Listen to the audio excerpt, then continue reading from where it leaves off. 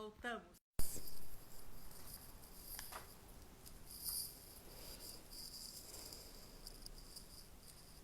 Voltamos.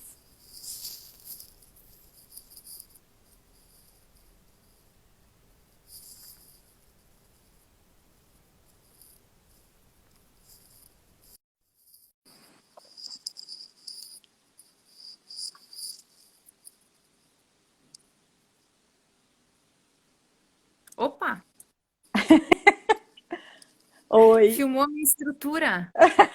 O set de filmagens, né? O A gente set de monta toda uma filmagem. estrutura mesmo para as lives. E que papo Sim, bom, né? Bem que a gente falou aqui, acabar estendendo um pouquinho, porque é muita sim. coisa e é tão interessante a gente conhecer um pouco de tudo que é possível se fazer ou se perder no meio do caminho se não for feito, né? Assim, uma coisa que a gente até tem a preocupação nesses momentos é com relação à questão de ser muito técnico o assunto, mas não, é muito próximo da nossa realidade também, porque isso tudo gera é uma coisa que a gente consegue compreender com facilidade quando é explicado por uma pessoa que tem essa paixão toda como você, que está passando o conhecimento assim, de uma forma muito clara, muito eficaz para a gente, Letícia. Obrigada mais Eu uma fico, vez. eu fico bem feliz, assim, de poder dividir, né? Eu tô há relativamente pouco tempo, né? Imagina, eu comecei a faculdade em 2015.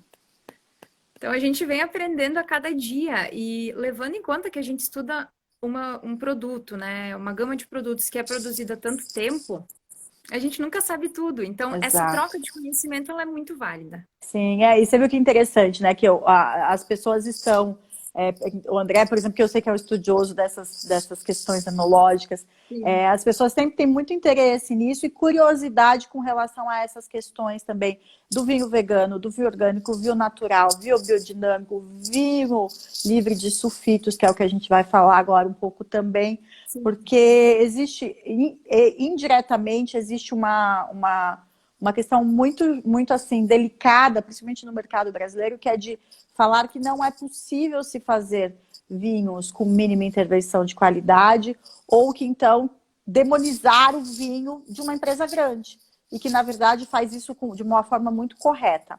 O mais importante que eu acho importante a gente ressaltar quando a gente fala em Brasil no geral é falar que a nossa legislação prevê a informação ao consumidor de uma forma muito clara.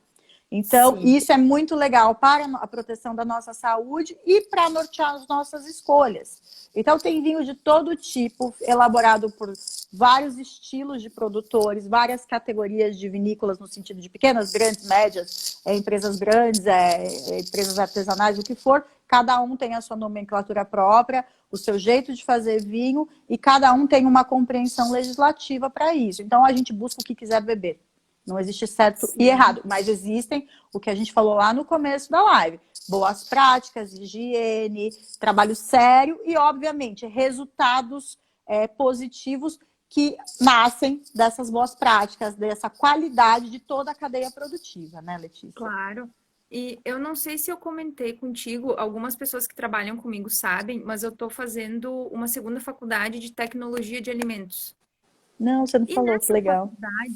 nessa faculdade eu descobri na parte de legislação que aí falando de Anvisa, né, existem três grandes legislações para rotulagem de alimentos, tá?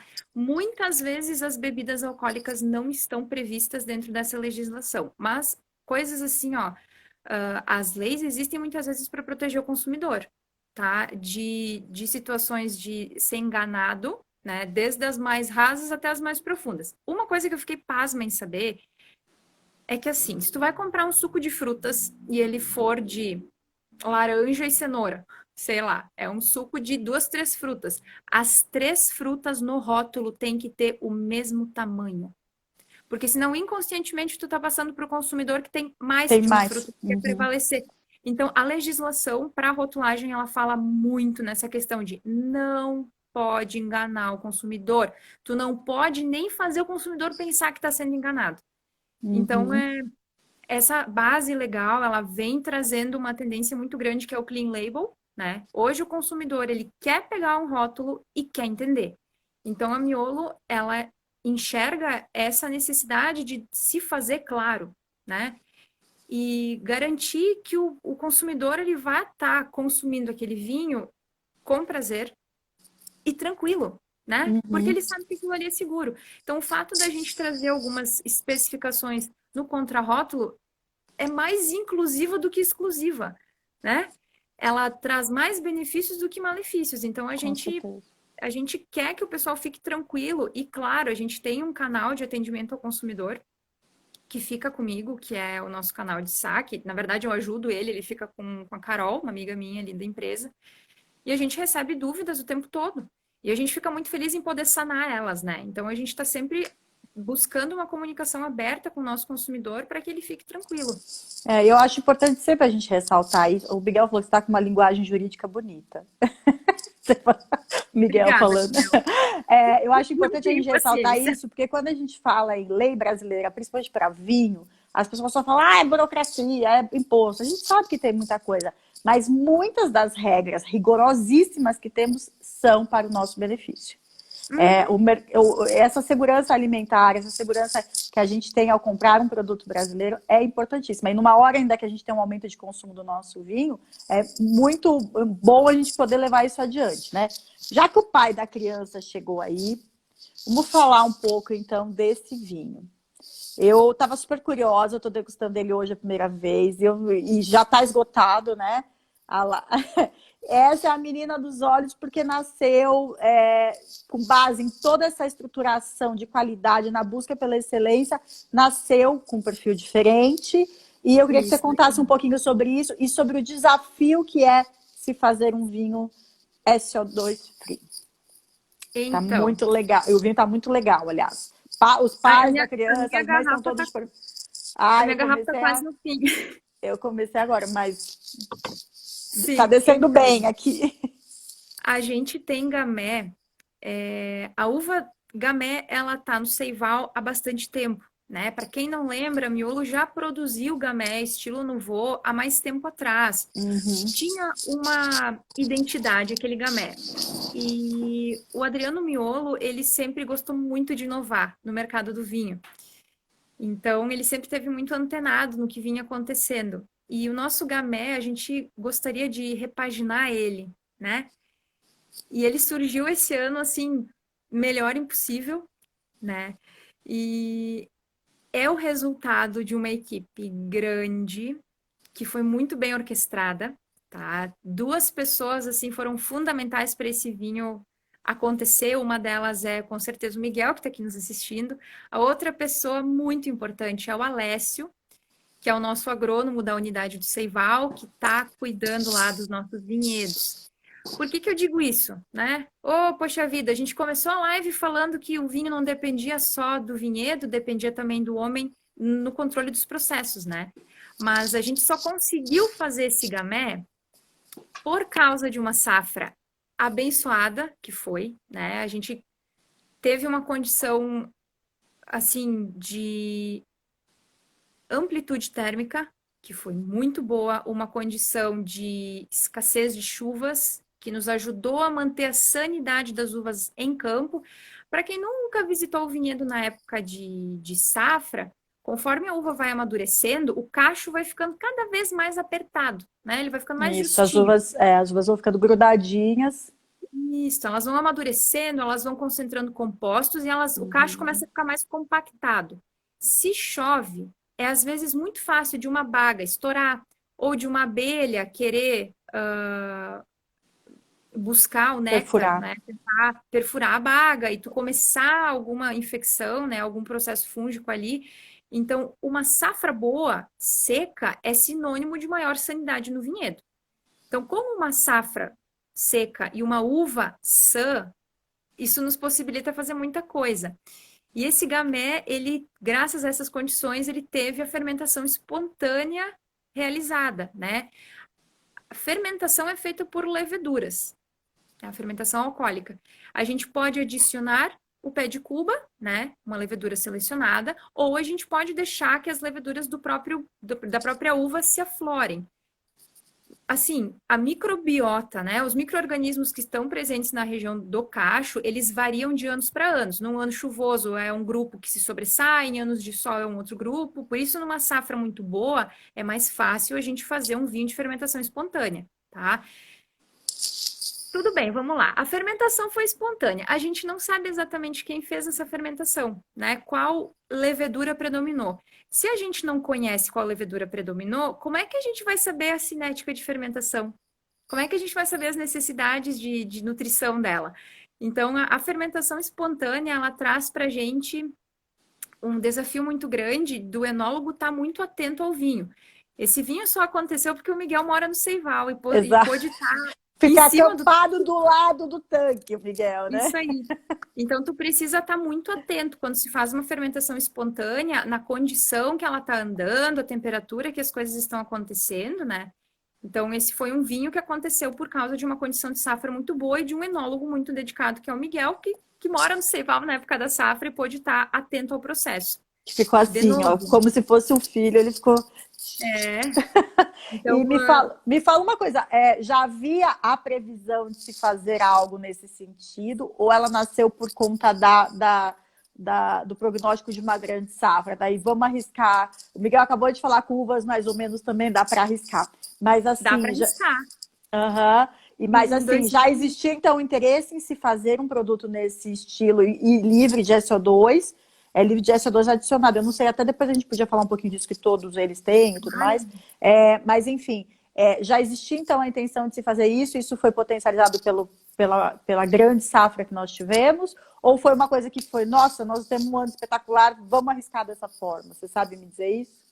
a princípio foi a gente planeja as coisas, né? Então, assim, para quem não sabe, a gente já fez fermentação espontânea em alguns anos antes. Então, o que que acaba acontecendo?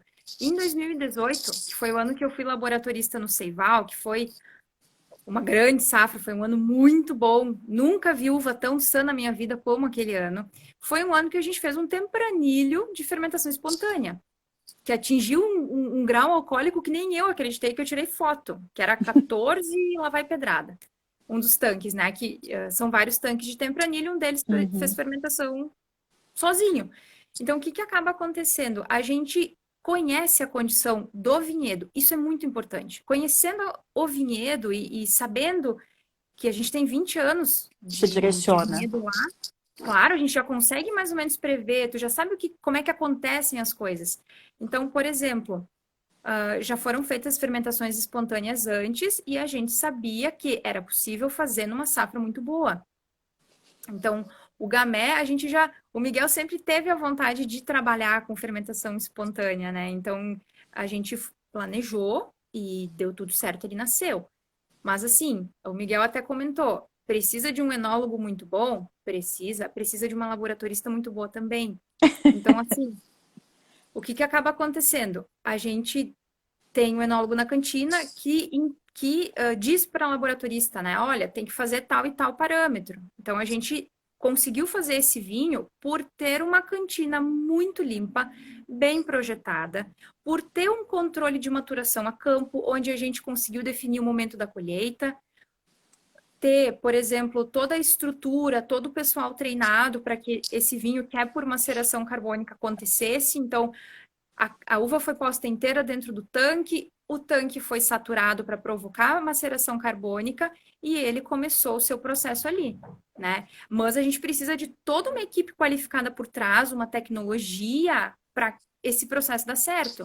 Por exemplo, né? Esse vinho não tem SO2 adicionado. Para quem está chegando agora, e quem está começando agora no mundo do vinho e não conhece o SO2, ele é um insumo que se usa muito, que tem várias funções, e duas das maiores funções do SO2 é ser um agente seletivo para micro-organismos, ele praticamente inibe os mais fracos e deixa os micro-organismos que são mais tolerantes se desenvolverem.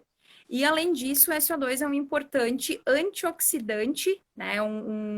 Um produto que vai evitar a oxidação do vinho à frente dos radicais livres ou, enfim, do oxigênio. Então, o que que acaba acontecendo? Para que eu não use um antioxidante que é o SO2, eu preciso evitar as oxidações de uma outra forma. Então, a gente precisa, às vezes, empregar gás inerte. né? Nitrogênio, tu precisa ter um cuidado muito grande para tu não mostrar o teu vinho cedo demais para o oxigênio e perder ele. Então, por isso eu digo, precisa uma estrutura muito boa, gente qualificada, precisa um ano muito bom para que tudo dê certo e controle desses processos todos, né?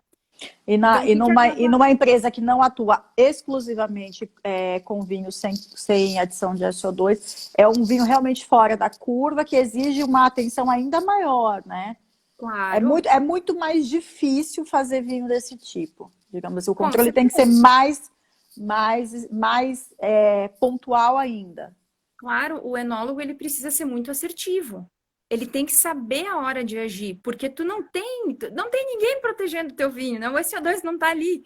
Então tu precisa ter muita atenção, ter muito conhecimento para saber onde está pisando, e aí entra o conhecimento do Miguel, que ele já faz safra há mais de 10 anos no Seival, entra o conhecimento do Alessio, que é o nosso agrônomo, que é espetacular, e toda a equipe ali do Seival, né? Então todo mundo presta muito atenção no que está fazendo. Eu acho que esse é o grande segredo do sucesso. São pessoas muito atentas, muito focadas em fazer aquela coisa dar certo.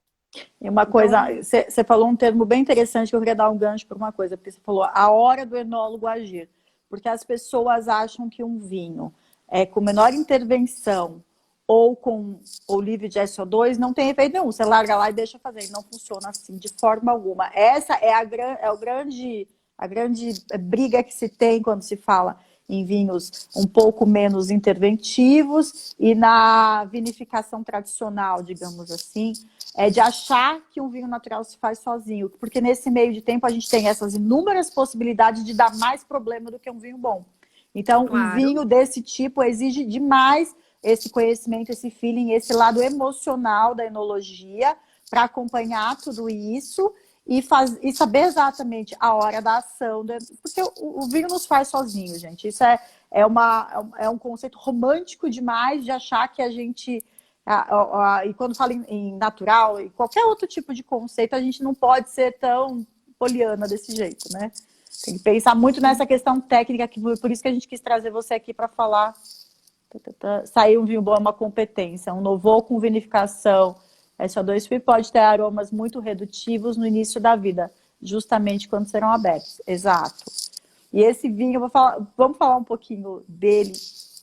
Eu lembro dos outros gamés, tá? Eu sempre provei, porque gamé é uma uva que eu gosto muito e sempre fui uma simpatizante desse vinho da Miola, exatamente porque eu achava que uma hora ia ter alguma coisa bem espetacular. Há uns, acho que 2 ou 3 anos atrás, teve um Nouveau também, né? Tem aquele 2017 foi o último. foi o último que estava bem diferente. Esse realmente tá muito interessante. No começo, um pouco mais terroso, mas agora bem com aqueles efeitos da maceração carbônica, desse tutti-frutti, essa bananinha passa, um vinho muito equilibrado, muito interessante, para beber com facilidade, beber mais fresco. Pessoal, o vinho está esgotado já na Miolo. Quantas garrafas foram feitas, Letícia? Você se lembra? O Miguel vai ter que me ajudar nos comentários. Foram Miguel, feitos quantos filhos você dois fez? engarrafamentos dele. Na verdade, assim, se tu for analisar, é um vinho que foi produzido numa quantidade muito pequena. Se eu não me engano, Uhum, foram 2 lotes de 6.000 garrafas, mas eu não vou sim. deixar, não vou mentir, eu vou deixar o Miguel falar, que eu 20, não me 20 lembro de mil ele está cabeça a falando. quantidade. 20 20? mil, Tá. E veja só Esgotou. que já esgotou. Vocês ainda encontram em alguns revendedores da Miolo, mas na vinícola já não tem mais, né, Na Letícia? verdade, no varejo tem. Tem? No varejo tem. A gente só não consegue despachar da vinícola, né? Mas quem quiser visitar o Aham. varejo lá ainda tem. O André está perguntando se no caso desse tinto novo vocês usam rolhas mais permeáveis ao oxigênio para tentar driblar uma eventual redução. Na verdade, ele é Olha, screw cap. Ele é screw cap. Eu ia falar, eu falei, ué, mas cadê a rolha? Não, ele é screw cap. então, Interessante. esse vinho, ele é feito com maceração carbônica. A primeira coisa assim que a gente enxerga nele é a cor, que é linda, é Uhum. linda.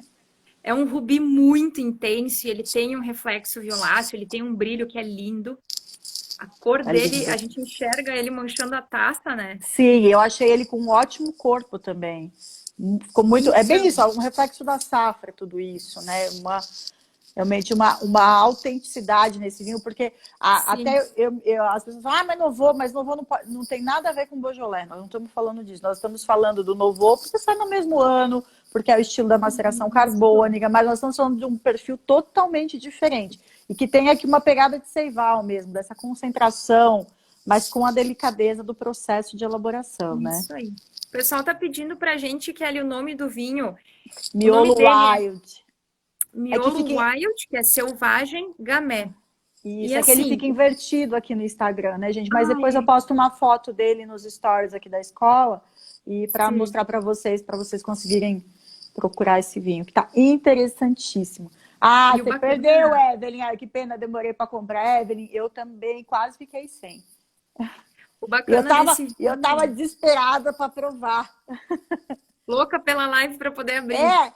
Tava aqui, ai, quero abrir, tava esperando. Então, Gostei da pegada do Seival, mas não é, Miguel? Ele tem é esse negócio que a gente está falando. O tema era um pouco desafiador. O vinho bom não nasce só no vinhedo, mas olha só, um vinho com todo um processo de elaboração muito cuidadoso, ele representa o vinhedo. Né? Ele traz exatamente isso. Então, é essa a mágica da coisa, né, Letícia? Quando a gente fala em química, nós estamos falando em análises químicas de ponta a ponta para o vinho ser representativo, realmente. isso aí. E o que mais deixa a gente envolvido com esse vinho, uma das coisas que eu mais me chamou a atenção, é a questão de como ele é aberto. Aberto no sentido de ele é muito intenso no nariz, né? Tu Uhum, gira a sim, taça, tu já sente os aromas vindo. Então ele traz aquela roda de aromas tradicional de uma maceração carbônica, sim. muita fruta, só que ele é um vinho de maceração carbônica feito no sul do Brasil, ele é feito num país tropical, então ele traz uma nota assim muito bacana de uma Mais fruta vermelha madura. silvestre, um morango, e eu senti uma nota de goiaba. Uma das primeiras garrafas que eu abri, eu senti uma nota de goiaba e me deixou muito feliz porque o perfil aromático dele é um perfil muito divertido, ele é um vinho muito Sim. convidativo, que ele já te deixa assim prestando atenção na cor, no nariz ele vai trazendo esses aromas gostosos e quando a gente bota ele no paladar, Ele tá é uma incrível. surpresa, Uma uma grata acidez, uma surpresa. acidez muito interessante também. É bem isso. A amplitude térmica facilita todo esse equilíbrio, né? O André perguntou se vocês deixariam uma dosagem pequena de oxigênio no momento da vedação para que não ocorra a redução do vinho. Não Bom, sei se. ele não é feito assim, ó, 100% Ah, que é o, redutivo. até o Miguel. O bom do pai da criança estar aqui junto com a mãe é que os dois podem responder pela criança. Aqui, ó, nós Sim, temos um mantra: não engarrafar vinhos com mais de 1 ppm de oxigênio dissolvido. isso aí. Então, assim, lembra daquelas análises que eu comentei para liberar o vinho para o engarrafamento? Uma delas é o Aham. oxigênio. Então, a gente sempre está monitorando o oxigênio, né? Para quem não sabe, esse vinho veio do Seival. Gente, a gente trouxe esse vinho numa carreta e ele veio para a matriz engarrafado. A gente fez o descarregamento dele utilizando o nitrogênio e assim, ó, chegou a carreta, já sobe uma amostra para a vinícola para a gente estar cuidando, é, fazendo todas as análises para receber esse produto, o oxigênio, a gente está em cima dele o tempo todo. Então, o que acaba acontecendo? Ela não é uma vinificação 100% redutiva. Em alguns momentos, a gente precisa mostrar o oxigênio, o vinho para o oxigênio, mas Para poder fazer essa friamente, estabilização. friamente Aham. calculado, né? Aham. O Henrique está falando que está curioso aqui. Henrique, aqui de Londrina, tem algumas garrafas lá na Enoteca Decanter ainda, tá? Mas corre porque tinha pouquíssimas depois dessa live, meu bem. Vai acabar e Vai não. amanhã. Quer, deixa um pouco na garrafa. Não, não. O pessoal de Londrina não vem fazer. Como é que fala? Não vem estacionar aqui em frente de casa, que eu não vou dar o vinho. É só meu. Agora todo Então, mundo quer. Aproveita para uma buscar das lá na coisas Enoteca. que, uma das coisas que eu gostei muito dele também é a questão, a acidez, como tu comentou, ela é muito gostosa. Muito. A maceração carbônica, ela degrada mais a acidez do que um outro método, né? Por uma questão de equilíbrio de reação das reações da maceração carbônica. E o interessante é que ele tem frescor. Muito. Ele tem um frescor. Ele pode ter uma acidez um pouco mais. baixo em virtude do método, mas ele tem um frescor que é excelente. Então, ele é um Sim. vinho muito fácil de beber. Eu Para achei quem vê uma, eu achei uma menta, um hortelã no fim de boca dele ele muito é fresquinho, gostoso, né? que refresca essa fruta vermelha intensa que ele tem. Então, um equilíbrio muito bom, um vinho de beber de golada mesmo, muito fácil, mas Isso, que eu achei legal. A extração tânica dele tá muito boa, os taninos estão muito macios. Realmente, vocês acertaram. Pai e no mãe estão de ponto, parabéns com essa no criança. ponto. Então, Sabe, em São Luís do Maranhão, se tem revendedor, vixe Maria, não sei. ai, olha, a gente tá, a Marina do nosso, ela é gerente do marketing lá da vinícola, ela tá de olho na live Marina, e tem também alguns representantes nossos que estão de olho, então, por favor, pessoal, manifestem-se. não manifestem-se, sim, a Adriana quer saber. Então, Vamos? esse vinho foi um acerto, assim, a gente Foi. ficou muito feliz de poder lançar um produto diferente, né? E E a gente fica triste porque tá acabando, mas em partes a gente tá feliz. Mas assim, eu comprei sucesso. muito desse vinho e tá acabando aqui em casa Ah, então, também, né? pessoal, aí, o negócio não é vir aqui em casa que só tem essa garrafa, é bater lá na Letícia. Campinas tem aí, pessoal. Marina, se você estiver vendo, responde pro pessoal. João Pessoa, o Brasil todo quero vinho. Ê.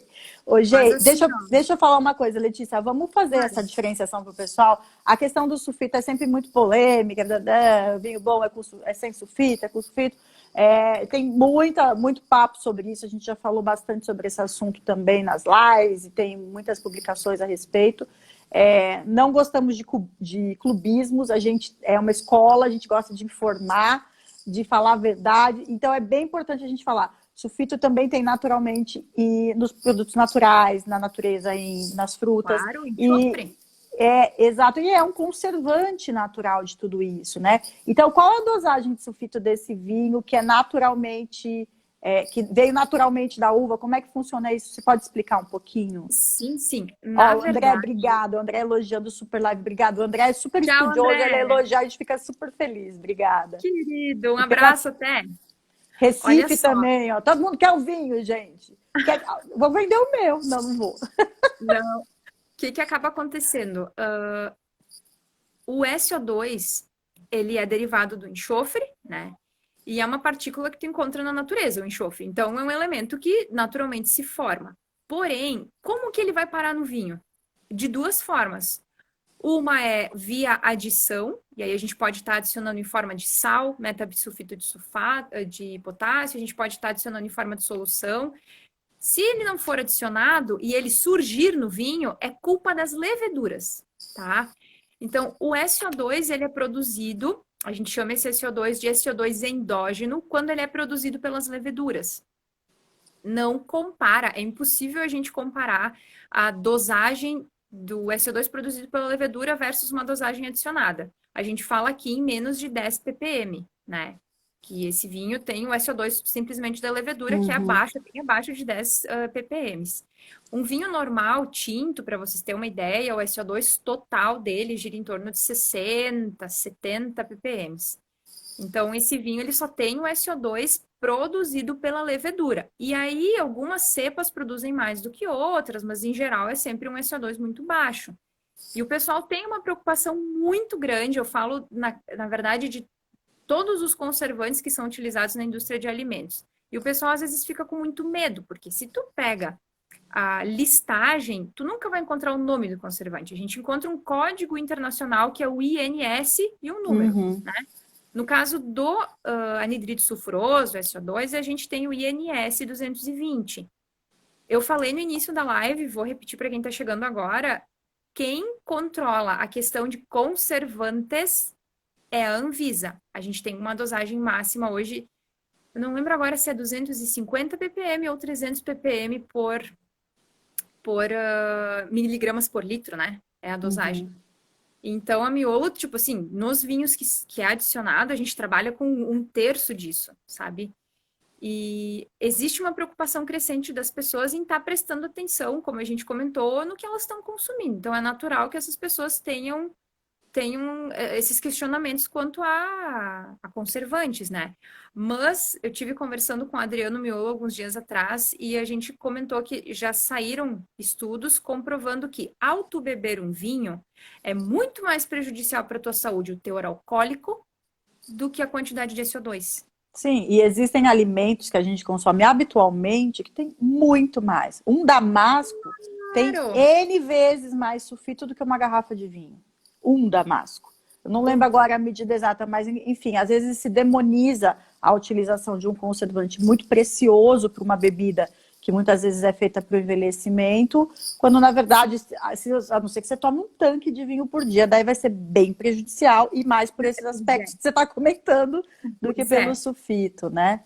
Sim. Eu O acho pessoal importante a gente deixar isso claro, porque a galera levanta muita bandeira assim, não é dando lado tem certo ou errado, mas é levar conhecimento às pessoas para que elas possam decidir o que elas querem, né? Exatamente. Por isso a gente defende muito essa questão do clean label.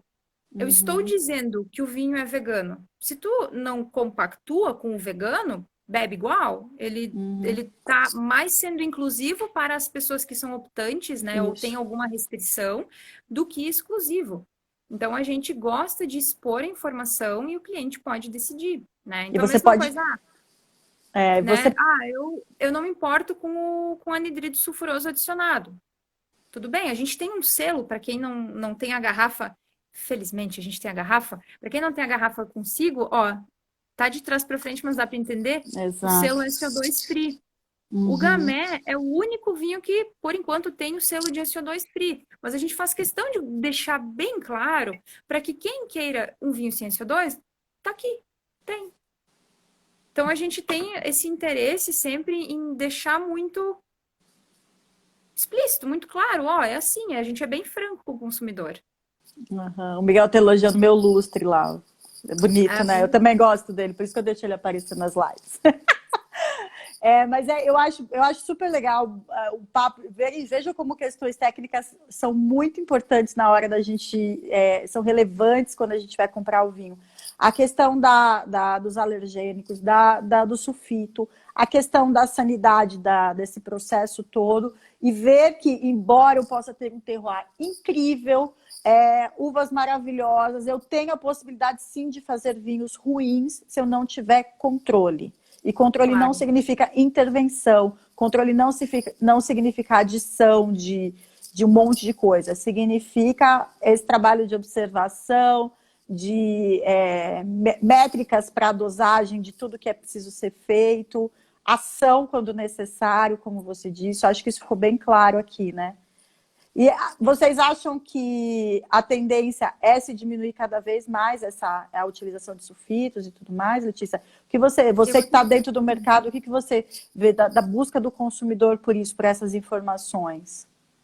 Então, o que a gente vê a nível de história é mais ou menos assim. Antigamente, quando não existia talvez um conjunto de boas práticas tão veemente, né, tão firme na indústria, quando não existia muito conhecimento, quando não se formavam tantos profissionais, o pessoal fazia vinho empiricamente. Porque Sim. o meu pai fazia assim, porque o pai do meu pai fazia assim, e se seguia. Então o pessoal colocava muito mais SO2, muito mais conservante, porque talvez não conseguisse ou controlar alguma situação antes dela acontecer. Então o pessoal colocava mais SO2 para garantir. A Uhum. gente estudando mais, buscando mais informação, tendo outras formas de controlar, vamos supor, contaminações, eu consigo diminuir muito a minha dose de SO2. Então, Assim como o controle do vinhedo também acaba diminuindo o controle, a análise de um terroir de uma forma mais ampla, até como a gente estava falando da questão dos micro-organismos e tudo, facilita muito o menor número de aplicações durante o controle de pragas e tudo mais, durante o processo, o ciclo da isso, videira de crescimento, né? isso. É um trabalho holístico, se a gente for pensar, de todos os setores, Claro, multidisciplinar, para que isso envolve muita aconteça. coisa. O Miguel colhemos a segunda de fevereiro, garrafamos da Páscoa, um mês e meio. Quantos dias foram de Quase fermentação desse vinho? Isso o Miguel vai conseguir te dizer que ele teve com as fichas de fermentação. Mas lembrando que ele é um vinho que começa a fermentar, né? Ele faz a maceração carbônica, aquele líquido que fica embaixo na base, ele já começa a fermentar. Aham. Então, ele tem um processo, tipo uma curva de fermentação que é um pouco diferente, porque eu não consigo medir Uhum. como é que está indo a Ela vai fermentação, porque o cacho está inteiro, tá né? inteiro. Aham. Então, inicia a fermentação do vinho com o cacho inteiro quando a gente chega numa densidade. Miguel, por favor, me ajuda, mas em torno de Quantos mil e dias? quarenta, 1030, a gente vai prensar essa uva para então fazer a extração do mosto e aí sim a gente vai terminar essa fermentação com uma fração toda líquida, né? Porque se a gente não espremer a baga, a Uma princípio o semana, açúcar não fermenta. uma semana Ó, ele tá uma falando. semana de maceração carbônica. E Então, claro, é interessante, pode esses dias falar. eu estava participando de uma aula com um produtor do sul da França e a gente estava falando sobre vinhos de fermentação espontânea e ele disse que os vinhos que ele produz para guarda, ele não costuma fazer a fermentação espontânea exatamente por conta de que muitas vezes se perde o controle disso tudo. E que a última fermentação espontânea que ele fez demorou 9 meses. Meu Deus. É um filho! Mas olha só, eu Entendeu? E consigo daí, fazer um gancho. imagina, Miguel, você tem que dormir 9 meses embaixo do tanque. Não vai, não tem jeito. Olha só, tu sabe que logo depois que a gente engarrafou o Gamay, que a gente divulgou o Gamay, eu divulguei muito o Gamay, continuo divulgando o Gamay, o pessoal me dizia assim, uau, que legal! Tomara que a Miolo faça mais vinhos de fermentação espontânea e sem SO2. Aí eu comecei a pensar, gente, o Gamay é um vinho feito estilo Nouveau para ser lançado logo após a safra e ser consumido no ano. O que isso quer dizer? Bom, a gente estava falando em vinificação que acontece de forma rápida. Se a gente tem uma vinificação rápida, a gente tem pouca extração. Então, o que acaba acontecendo? Se a gente faz uma vinificação com pouca extração fenólica, esse vinho não tem muita longevidade. Sim. Então, existe todo esse por trás. O pessoal disse, faz uma Touriga Nacional espontânea. A gente tem um trabalho tão grande a campo para fazer aquela uva maturar. Ela ficar com compostos que a gente já enxerga assim o vinho na barrica evoluindo, maturando, né, ganhando complexidade. Mas se eu fizer uma fermentação espontânea, ela é rápida, precisa ser rápida. E, na verdade, tu não sabe o tempo que ela demora, mas em geral ela é rápida. Então, tu não consegue fazer uma fermentação mais lenta para tu conseguir extrair. Se ela é espontânea e tu não adicionou SO2, como é que tu vai fazer uma maceração pós-fermentativa? É Exato. muito difícil, né?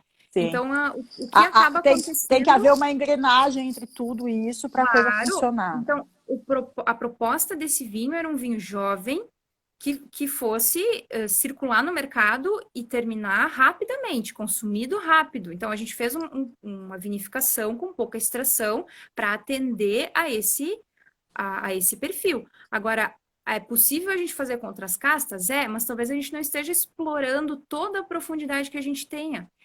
Se tu para pensar na parte de planejamento, na parte de organização, de como é que tu vai fazer o vinho, como é que vai ser o perfil, às vezes nem todos eles poderiam ser feitos da forma que o Gamay foi. Exato. Tu não vai estar trazendo o melhor de cada cultivar assim.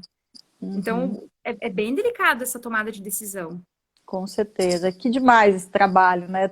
Eu tinha certeza que essa live seria incrível e não me decepcionou. Aprendi Que bom. muito, tenho certeza que as pessoas que estão por aqui também aprenderam bastante. E, Letícia, eu queria agradecer demais a sua participação, a Miolo, que cedeu a Letícia e que autorizou o uso da conta também para a gente alcançar mais pessoas com essas informações tão importantes para o nosso mercado. Vinho é uma bebida incrível, tem pessoas como a Letícia, o Miguel e mais milhares que trabalham por ele no nosso país e pelo mundo, que valem a pena, que merecem o nosso respeito, e esse produto é fruto realmente de muita pesquisa, muito suor e muita paixão, principalmente. Sem isso, não se faz vinho bom. Eu tenho certeza. Cada vez, quanto mais a gente ouve o lado técnico, mais a gente vê que os melhores técnicos são os apaixonados pelo que fazem, né? E obrigada mesmo de coração. Vamos repetir outras vezes com outros temas também. A gente tem um monte, todo mundo tem dúvida, dúvidas não acabam.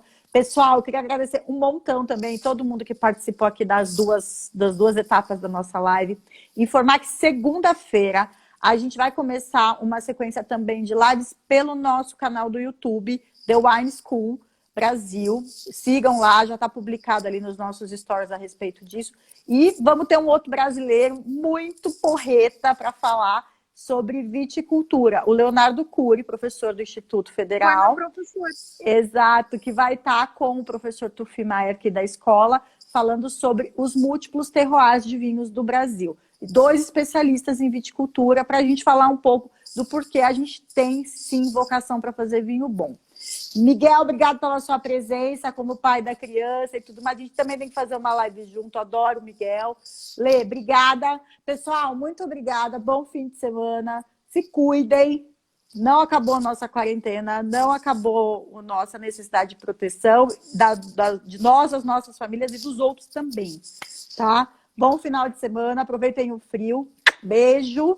Obrigada, Lê. Amei. Kelly, eu que agradeço. Eu fiquei mega feliz com o convite. Espero que a gente possa estar fazendo outras lives em breve. A Miolo está à disposição sempre para discutir ideias, tá? Fico muito feliz realmente de poder dividir um pouco do nosso processo, né? Muita gente está envolvida, existe muita gente que ama o que faz lá dentro, responsável por esses vinhos que estão chegando nas taças do pessoal aí. Então, eu acredito que a gente vai estar sempre buscando mais conhecimento e dividindo mais conhecimento para difundir o vinho, né? Isso aí, trabalhando sempre em prol do vinho. Sem lado, gente, sem lado. Só no mesma estrada a favor do vinho. É isso que a gente faz. Obrigada, gente. Bom fim de semana para todo mundo. Saúde, gente. Ai, até mais. saúde. Tchau, tchau. Cheers. Cheers. Tchau.